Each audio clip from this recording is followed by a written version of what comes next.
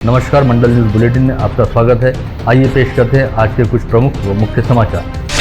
आज धारणी में आयोजित दही हांडी कार्यक्रम के दौरान युवा स्वाभिमान पार्टी के अध्यक्ष व विधायक रवि राणा ने मेलघाट के विधायक राजकुमार पटेल की जमकर आलोचना करते हुए कहा कि मेलघाट के विधायक राजकुमार पटेल द्वारा इस निर्वाचन क्षेत्र में बड़े पैमाने पर भ्रष्टाचार किया गया है और उनके भ्रष्टाचार की दही हांडी आगामी विधानसभा चुनाव में निश्चित तौर पर फूटने वाली है। विधायक रवि राणा के मुताबिक मेलघाट के विधायक राजकुमार पटेल ने उनके कार्यकाल में कोई काम नहीं किए हैं और मेलघाट निर्वाचन क्षेत्र के नागरिक अपने विधायक से त्रस्त हो गए हैं। विधायक राणा के मुताबिक लोकसभा चुनाव में पराजित हो जाने वाली नवनीत राणा ने अपने 5 वर्ष के कार्यकाल दौरान मेलघाट के लोगों की आवाज बनकर संसद में काम किया और अब विधानसभा चुनाव में खुद नवनीत राणा संघर्ष करने वाली है। इस भावना के साथ मेलघाट के नागरिकों ने हमारा साथ देना चाहिए और मौजूदा विधायक राजकुमार पटेल को पराजित करना चाहिए। आप लोगों को जब तकलीफ होती तो आप लोग कोई बचाने आता नहीं, पर नवनीत राणा यहाँ रही तो आपकी ताकत बन के काम करेंगी। इसीलिए मैं आपसे हाथ जोड़ के विनती करूंगा कि आने वाले समय में ये भ्रष्टाचार की जो हंडी फूट रही है, ये मेलघाट के आमदार की भ्रष्टाचार की हंडी फूटी है। अभी 4 दिन पहले उसके ऊपर इंक्वायरी लगी। 150 करोड़ रुपए बिना रास्ते बनाए, बिना लाइट लगाए, बिना ब्रिज बनाए 150 करोड़ रुपए यहां के तहसीलदार ने और उसने मिलके खाए। कितने रुपए? और उसकी इंक्वायरी हमने गवर्नमेंट से मांगी है। अरे गांव में रास्तों के लिए पैसे आते, ब्रिज बनाने के लिए पैसे आते, लाइट के लिए पैसे आते। ये गरीबों का पैसा अगर कोई खाएगा तो जेल में जाएगा।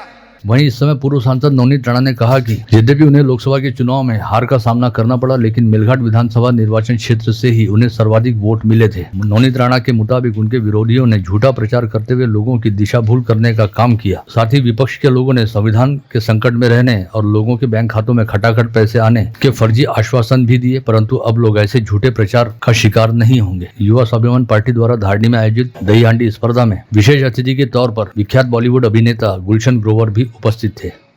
इतनी ताकत अगर मुट्ठी बांध कर रही तो मेरा मेलघाट 5 सालों में मैं भी अमरावती करके जैसा, अमरावती शहर जैसा मेरा मेलघाट को करके मैं आपको दिखाऊंगी।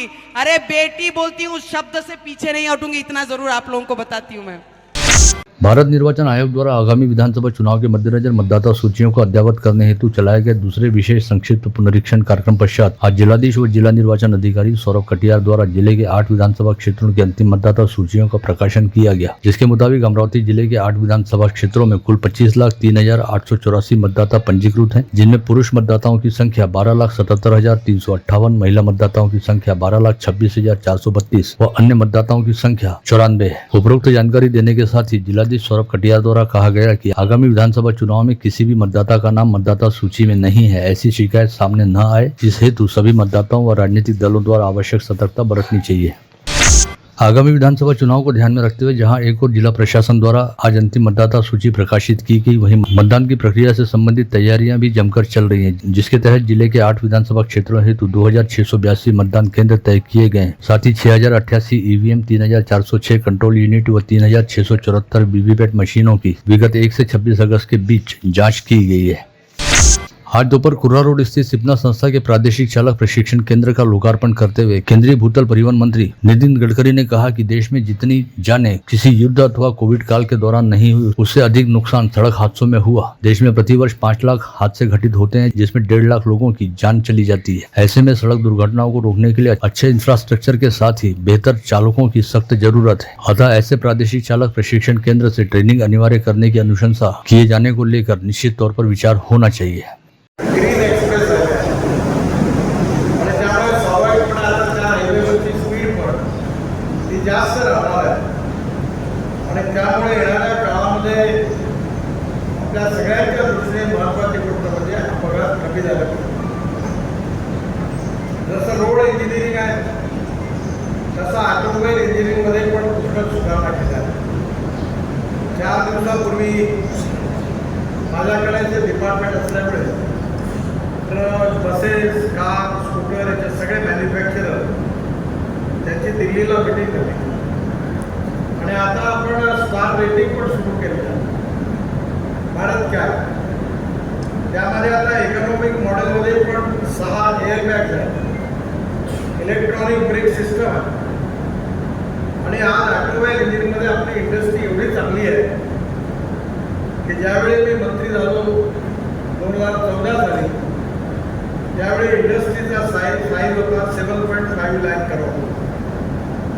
आणि आता यावर्षी आपली इंडस्ट्री झाली आहे 22 लाख करोडची.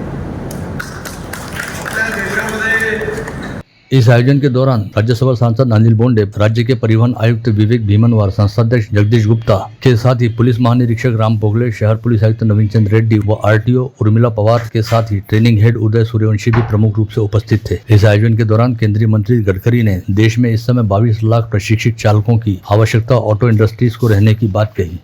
साथ ही उन्होंने यह भी दावा किया कि जल्द ही विदर्भ के कई शहरों में इलेक्ट्रिक पर चलने वाली बसें उपलब्ध कराई जाएंगी, जिसमें हवाई जहाज की तरह शानदार सीटें और सुविधाएं उपलब्ध रहेंगी और 2 वर्ष के भीतर ड्रोन टैक्सी की सेवा भी संभव होगी.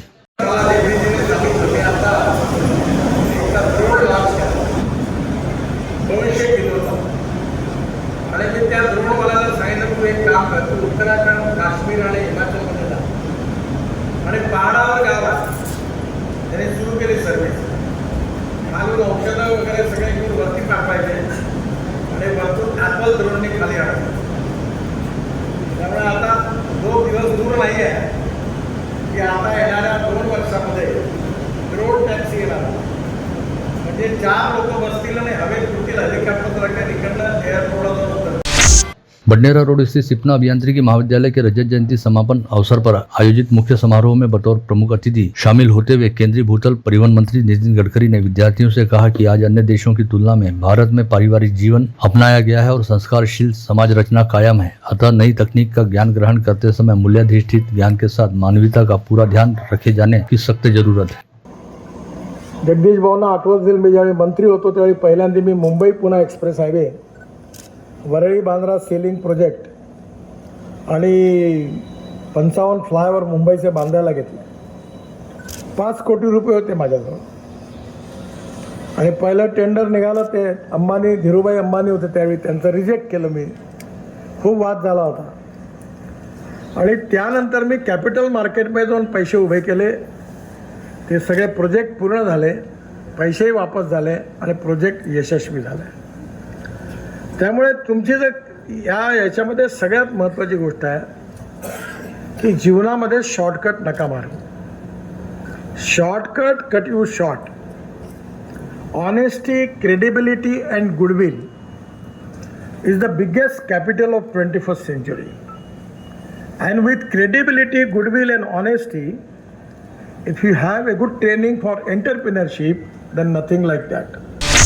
अमरावती के बेलोरा एयरपोर्ट से नियमित हवाई उड़ानें शुरू होने को लेकर जिला वासियों की प्रतीक्षा अब लगभग खत्म होने में है, क्योंकि इस विमानतल से अक्टूबर माह के अंत तक हवाई जहाजों की नियमित उड़ानें शुरू करने को लेकर महाराष्ट्र विमानतल विकास प्राधिकरण द्वारा गतिविधियां तेज कर दी गई हैं. हवाई जहाजों की आवाजाही को नियंत्रित करने की जिम्मेदारी रहने वाले एयर ट्रैफिक कंट्रोल यानी ATC की बिल्डिंग अक्टूबर माह के अंत तक बनकर पूरी तरह से तैयार हो जाएगी. वहीं बेलोरा विमानतल पर रनवे की लंबाई बढ़ाने और रनवे पर कोटिंग करने का काम लगभग पूरा हो चुका है. इस समय बेलोरा विमानतल से नियमित उड़ानें शुरू करने हेतु एयर अलायंस नामक कंपनी को लाइसेंस देने की प्रक्रिया भी अंतिम चरण में है.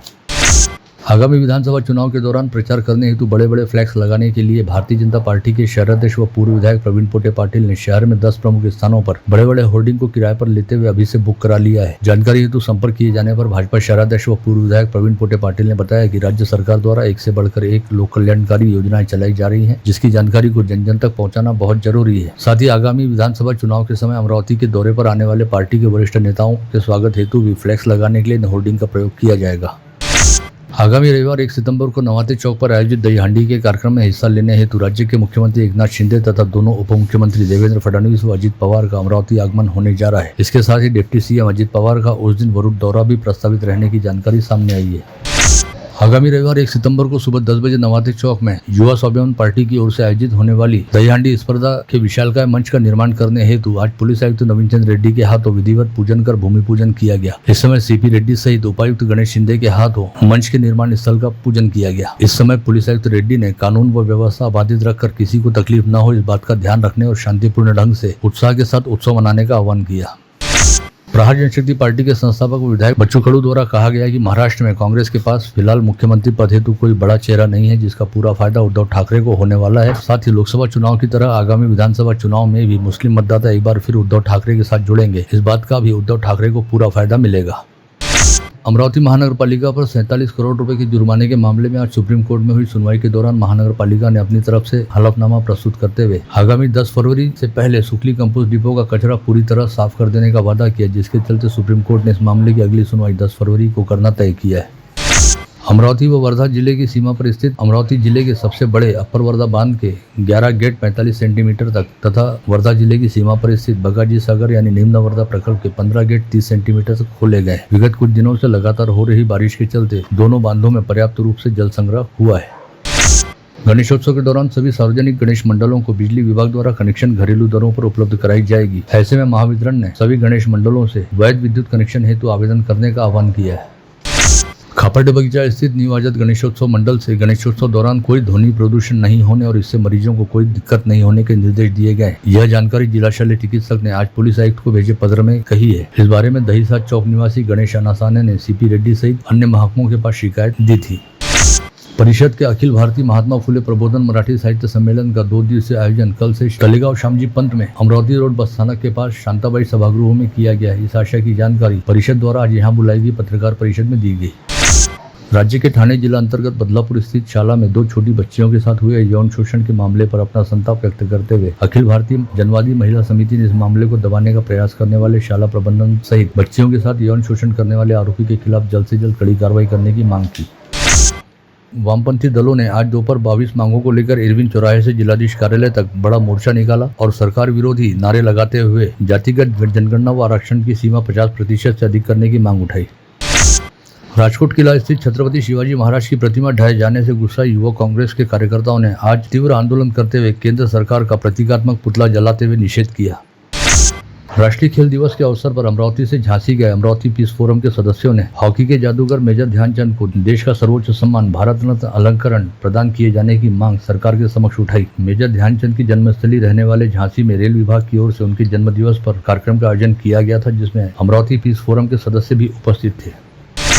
मंडल न्यूज के संपादक अनिल अग्रवाल के सातखिराड़ी परिसर स्थित निवास स्थान अग्रबंधु पर आज 300 से अधिक महिलाओं ने बजबारस पर्व के उपलक्ष्य में बड़ी श्रद्धापूर्वक गौवत पूजन किया और व्रत की मान्यता अनुसार तालाब बनाकर बजबारस की कथा भी सुनी।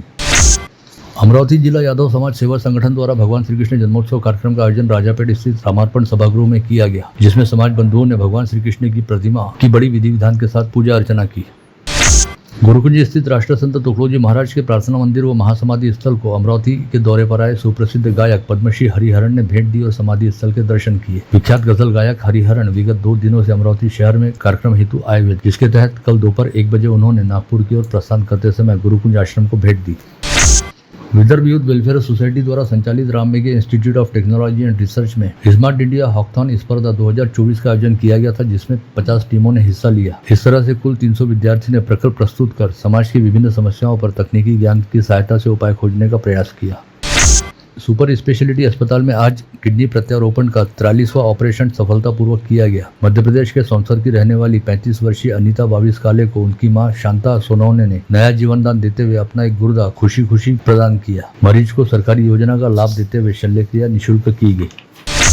नांदगांवपेट टोल नाके पर परसों 28 अगस्त की दोपहर अमरावती की ओर से तेज रफ्तार कार नागपुर की तरफ जा रही थी। उस कार ने पल भर के भीतर टोल नाके का बैरिकेड तोड़ दिया और नागपुर की ओर फरार हो गई। शिकायत मिलने के बाद पुलिस ने उस सफेद कार की तलाश करनी शुरू कर दी है। पता चला है कि वह कार शहर के एक बड़े अल्पसंख्यक नेता की थी। ऐसे में पुलिस मामले की जाँच कर रही है।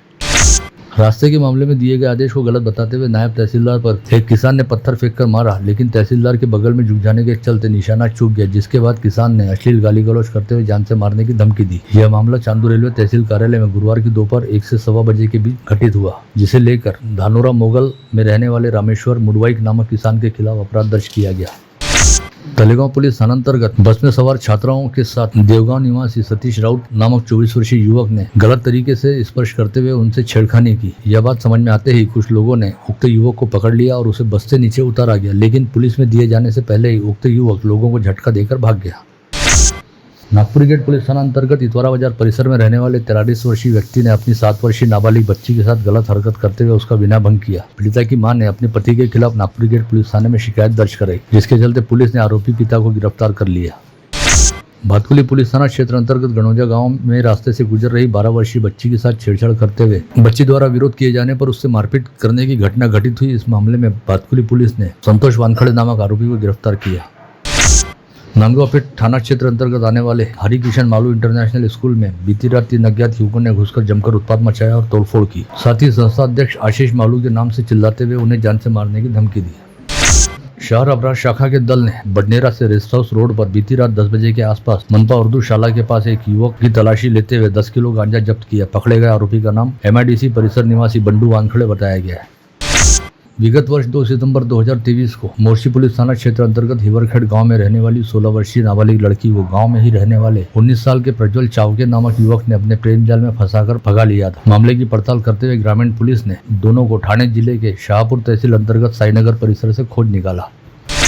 वाशिम शहर पुलिस स्टेशन के पीछे 29 वर्षीय युवक पर अज्ञात हमलावरों ने तीक्ष्ण हथियार से हमला कर उसे मौत के घाट उतार दिया। यह वारदात गुरुवार 29 अगस्त को दोपहर 4:30 बजे के आसपास घटित हुई। मृतक युवक का नाम राहुल वाघ बताया गया है। वर्धा जिले के करंजा घाट के तहसील में गुरुवार की दोपहर 3 बजे के आसपास मूसलाधार बारिश हुई, जिससे बोंडर थाना के खरकाड़ी नदी में बाढ़ आ गई। इस बाढ़ में अंबादास श्रीराम नामक 40 वर्षीय मजदूर बह गया, जिसकी अब तक तलाश की जा रही है। बुल्ढाना के गिरट परिसर के घने जंगल क्षेत्र के बीच खेत में काम कर रहे सुनील जाधव नामक 37 वर्षीय किसान पर तेंदुए द्वारा किए गए हमले के चलते उक्त किसान की मौत हो गई। बुल्ढाना के प्रमुख जिला व सत्र न्यायालय ने नाबालिग लड़की का अपहरण कर उसके साथ दुराचार करने वाले मनोज डोंगरे नामक आरोपी को 20 साल के सश्रम कारावास की सजा सुनाई।